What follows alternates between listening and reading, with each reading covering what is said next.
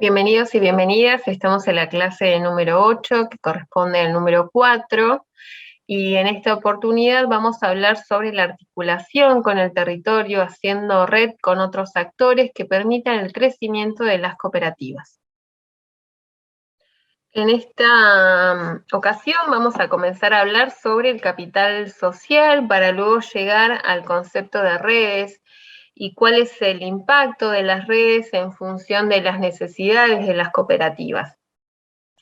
El capital social son las normas y redes que permiten a la gente actuar de manera colectiva. Se trata de las instituciones, las relaciones, las actitudes y los valores que determinan las interacciones entre las personas, lo que a su vez configura una red social que produce utilidades y beneficios para los que participan de la misma. Esta es una de las primeras definiciones con las que vamos a trabajar, y me gustaría comenzar a que ustedes identifiquen, o más bien que vayan relacionando con otros conceptos que conocen sobre capital.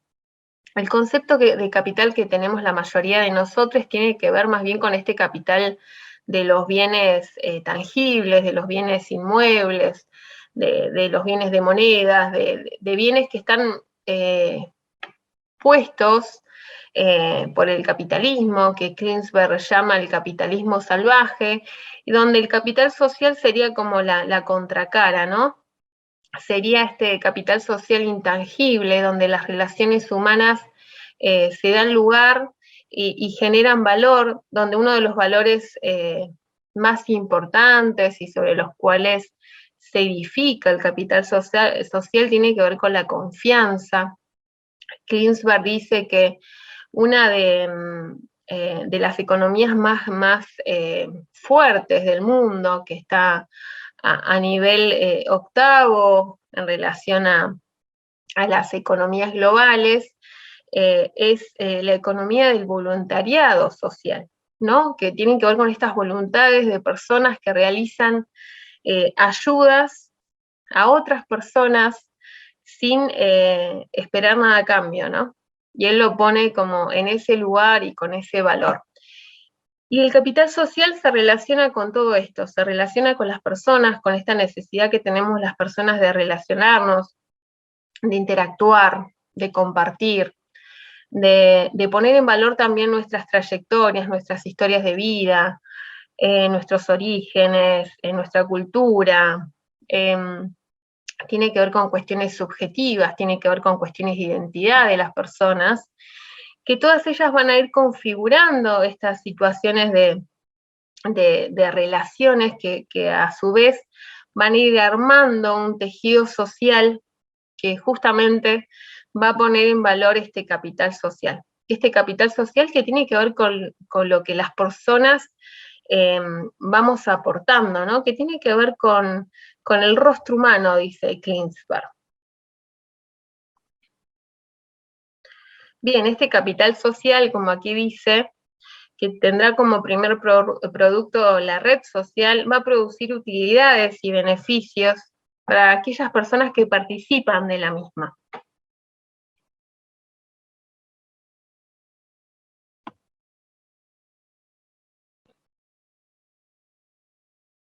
¿Cuáles son las características del capital social? El capital social está relacionado con las capacidades de las personas de una sociedad determinada para trabajar juntas, trabajar con otros por objetivos comunes o en función de un beneficio mutuo.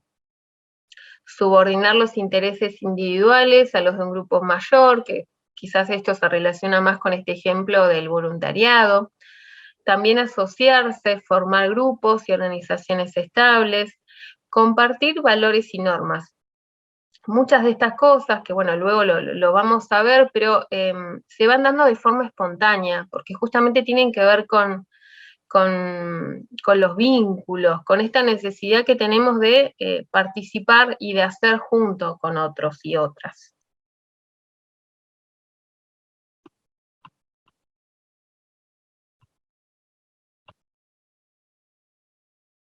La existencia de estas capacidades es fundamental para generar interacciones sociales y particulares que, entre otras cosas, promuevan el reconocimiento mutuo. Más adelante vamos a ver distintos niveles de redes y aquí aparece esta posibilidad de reconocer a otros, ¿no? Que tiene que ver con esto del reconocimiento mutuo, la confianza, la reciprocidad, la solidaridad y la cooperación. Al momento quizás no hemos aportado nada nuevo, quizás le hemos puesto nombre a algo que hacemos de forma cotidiana y que por supuesto podemos incluir en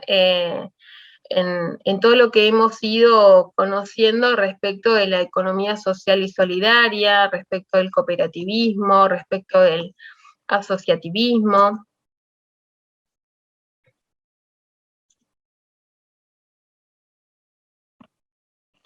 Bien, ahora vamos a pasar a los componentes del capital social, vamos a describir algunos y luego vamos a llegar a como una definición un poco más ampliada. Las fuentes y componentes del capital social son las normas, la confianza, la reciprocidad y las redes. La confianza es la expectativa mutua de comportamiento cooperativo basado en normas compartidas dentro de una comunidad. En cualquier comunidad existe un nivel determinado de confianza mutua que va a diferir de una comunidad a otra a lo largo del tiempo. Algunos de los ejemplos que podemos tomar del video que les dejamos de Klinsberg tenía que ver con esta posibilidad representativa cuando se realizan las elecciones y uno elige a los candidatos o candidatas.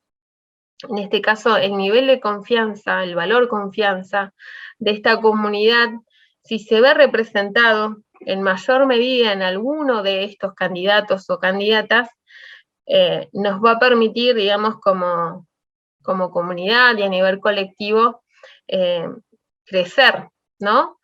Y esto, por supuesto, que va cambiando, fluctúa. La confianza no es algo que permanece siempre, digamos, a los mismos niveles, es algo que es dinámico, que justamente va a tener que ver con estas relaciones sociales que cada una de nosotras establezcamos con otros, con otras. Pasamos ahora al desarrollo territorial y el proceso participativo. Con cada uno de estos conceptos vamos a irnos acercando al concepto de redes.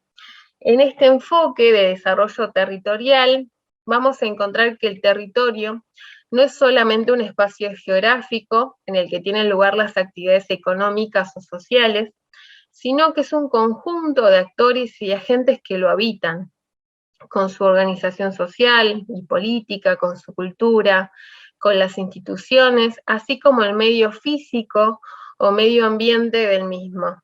Se trata de un sujeto o de un actor fundamental en el desarrollo al incorporar las distintas dimensiones de este.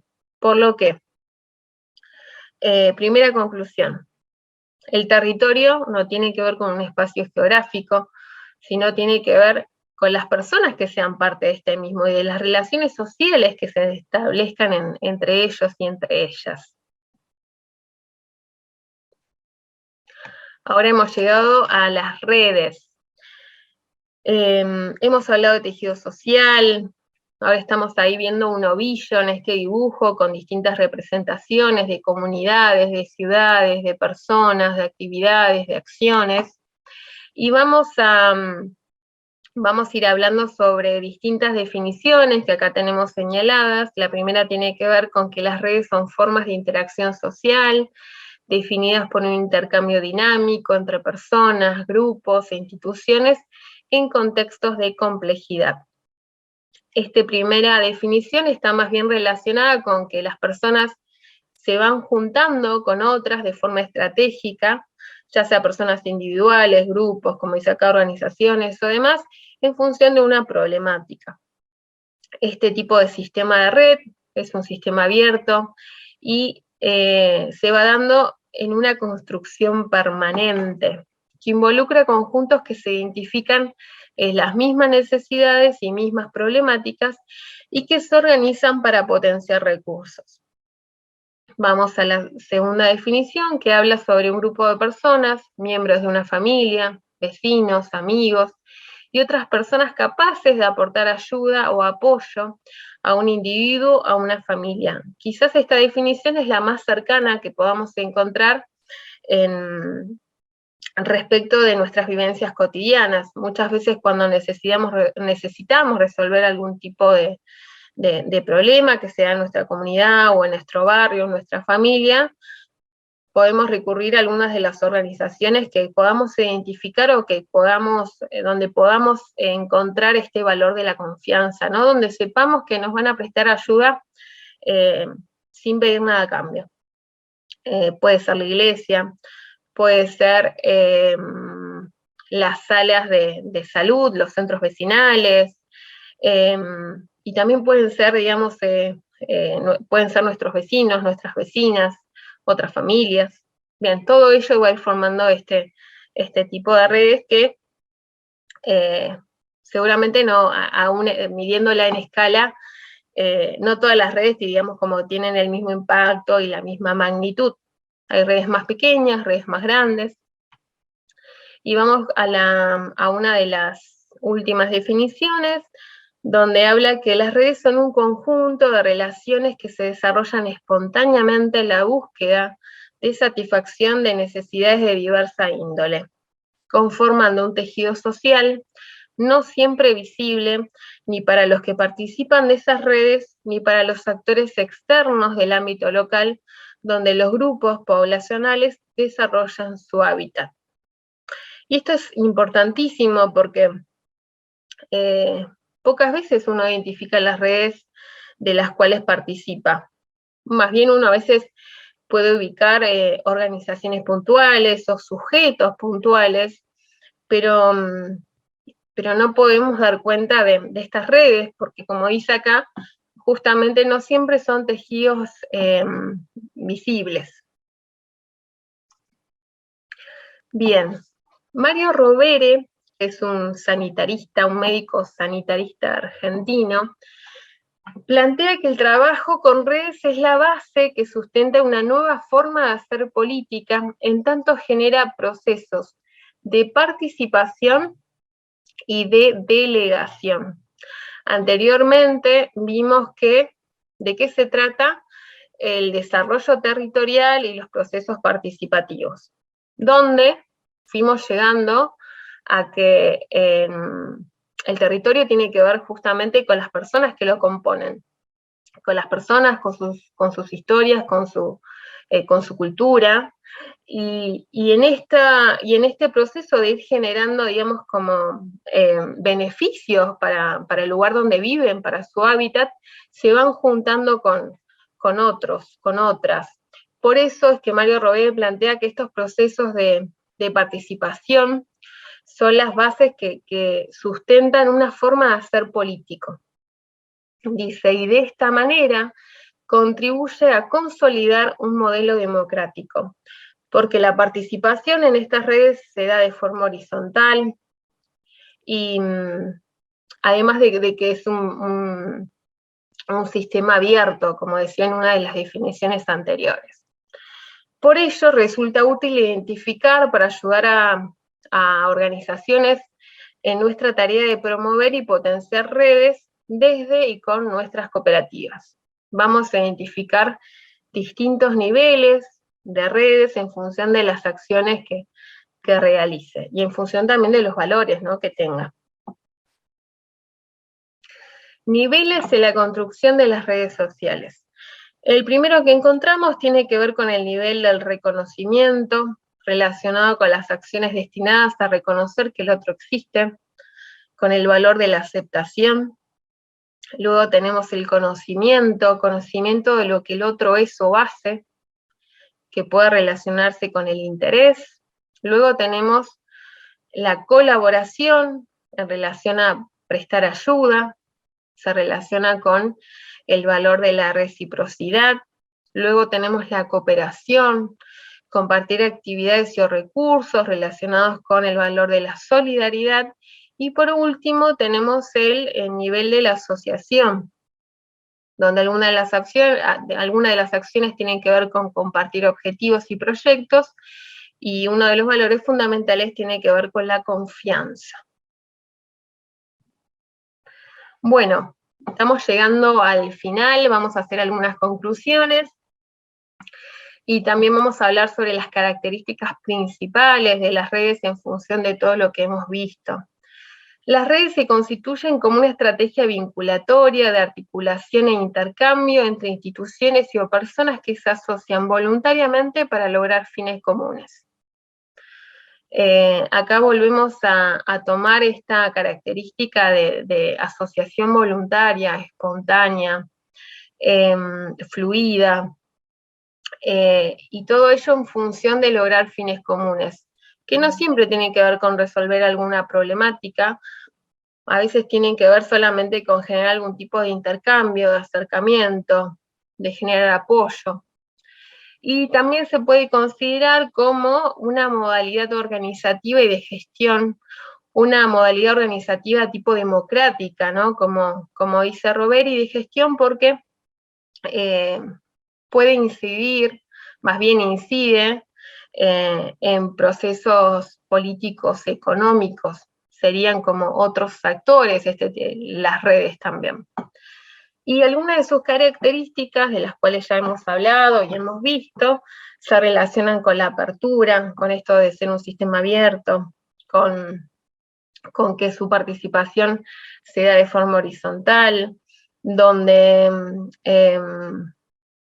son fluidas, donde las relaciones se dan de forma espontánea, donde son flexibles, y también que en esto de ser dinámicas y fluidas, digamos, en sus características, hablando de las redes, por supuesto, también se van adaptando, digamos, que tienen esta característica en su recorrido, digamos, en su camino, en función de las necesidades que vayan apareciendo, van a ir generando o realizando adaptaciones que les permitan, por supuesto, seguir funcionando como redes.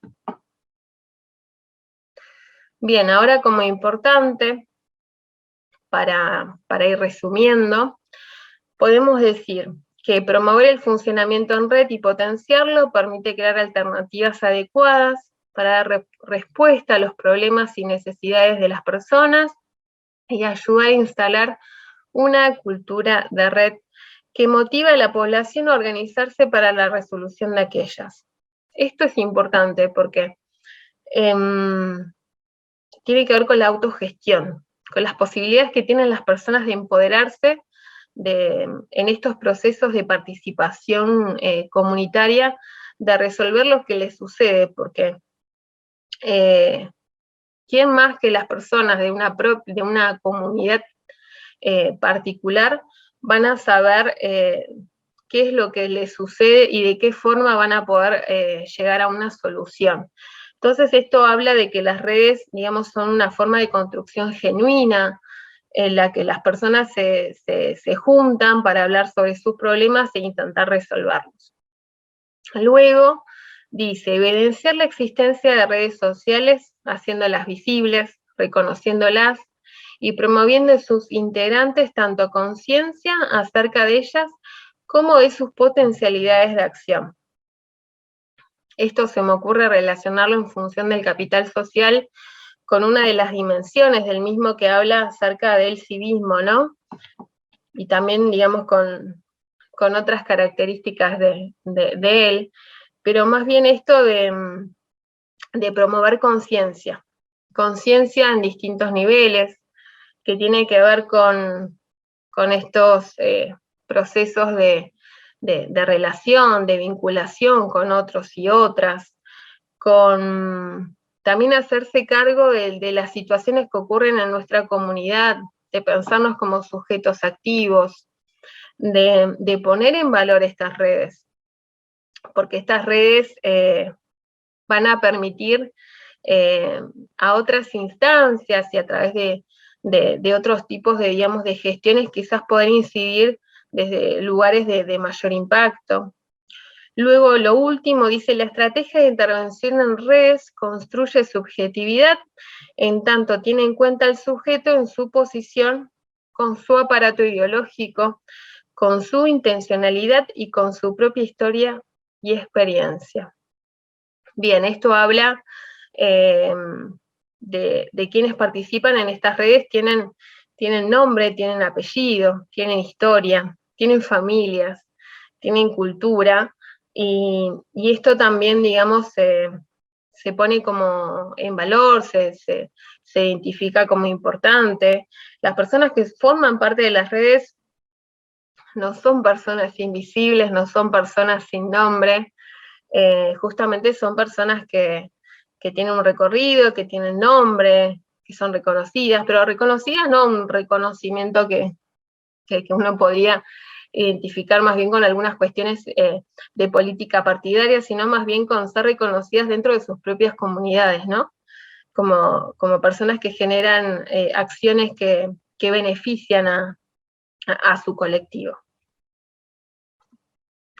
Bien, y hemos llegado al último momento, donde les dejamos, si ustedes quisieran ampliar este tema de redes en relación al cooperativismo, un ejemplo de la red de cooperativas sociales. Esta red es una red que se conforma en función de algunas problemáticas de salud mental, respecto de las personas usuarias que hacen uso de los dispositivos de salud mental y que reclaman por el acceso al trabajo. En función de todo ello, que es bastante más complejo, es que en el año 2017 se forma una red de cooperativas que está dividida por distintas regiones, donde quizás en principio comenzaron a trabajar en un observatorio como para identificar, bueno, cuáles son las problemáticas del territorio, qué redes podemos identificar, qué personas están trabajando en función de este problema, cuáles son las problemáticas que tienen las personas usuarias de salud mental, cómo están resolviendo este acceso al trabajo, y lo que aparece o lo que apareció es que dentro del marco de la economía social y solidaria, el cooperativismo ha sido la respuesta que han tenido las personas usuarias para incluirse dentro del mundo del trabajo. Bueno, no les voy a decir más nada, espero que puedan leer el artículo y que si tienen ganas luego lo podamos compartir en algún encuentro presencial. Muchas gracias.